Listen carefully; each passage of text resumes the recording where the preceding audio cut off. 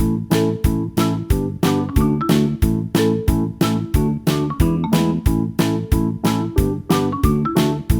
बच्चों, कैसे हैं आप सभी। मैं आशा करती हूँ आप सभी लोग स्वस्थ और प्रसन्न होंगे।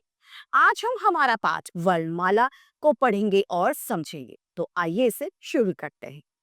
ये है पाठ 3 वर्णमाला। हम बहुत सी ध्वनियां सुनते हैं, यानी आवाजें हम बहुत सारे सुनते हैं, जैसे ताली की आवाज, बाजे की आवाज, टेलीफोन जब बजता है तो उसकी आवाज, बस की ध्वनि और स्कूल के घंटे की ध्वनि। जब स्कूल की बेल बजती है तो उसकी भी आवाज हम सुनते हैं।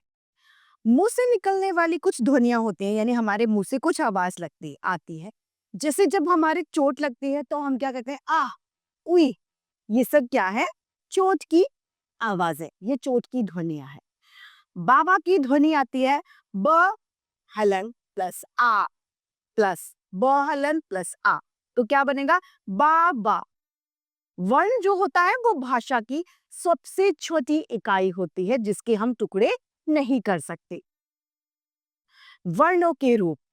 वर्णों को दो भागों में बांटा जाता है।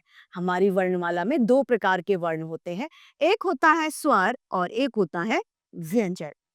स्वरों की संख्या 11 होती है। कितनी? 11। जिन वर्णों को हम बिना किसी की सहायता के बोल सकते हैं वे वर्ण स्वर कहलाते हैं, यानी इनके बोलने के लिए हमें किसी की भी आवश्यकता नहीं होती। ये वर्ण कहलाते हैं। ये कितने होते हैं? 11। अ आ, ई उ ऊ, री, ए आई, ओ औ। ये क्या है? ये सभी 11 स्वर होते हैं। यहाँ पर एक बात ध्यान रखने वाली है कि अंग और अह कभी भी स्वर या व्यंजन नहीं होते हैं। ये हमेशा अयोगवाह कहलाते हैं। अब है हमारा व्यंजन। व्यंजन किसे कहते हैं? व्यंजन वो वर्ण होते हैं जिनको बोलने के लिए हमें किसी की सहायता लेनी पड़ती है। अ सभी व्यंजनों में शामिल होता है। जैसे हिंदी भाषा में 33 यानी 33 व्यंजन होते हैं। आइए इसे पढ़ते हैं, और इन सभी 33 यानी 33 व्यंजनों में अ शामिल होता है।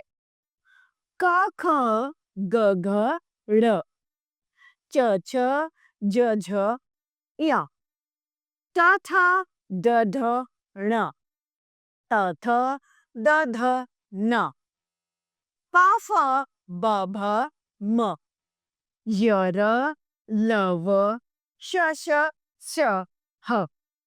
ये सभी क्या है? व्यंजन होते हैं। इसके अलावा 3 वर्ण और होते हैं, अंग, अह और इय। ये क्या होते हैं? ये न तो स्वर होते हैं न ही व्यंजन।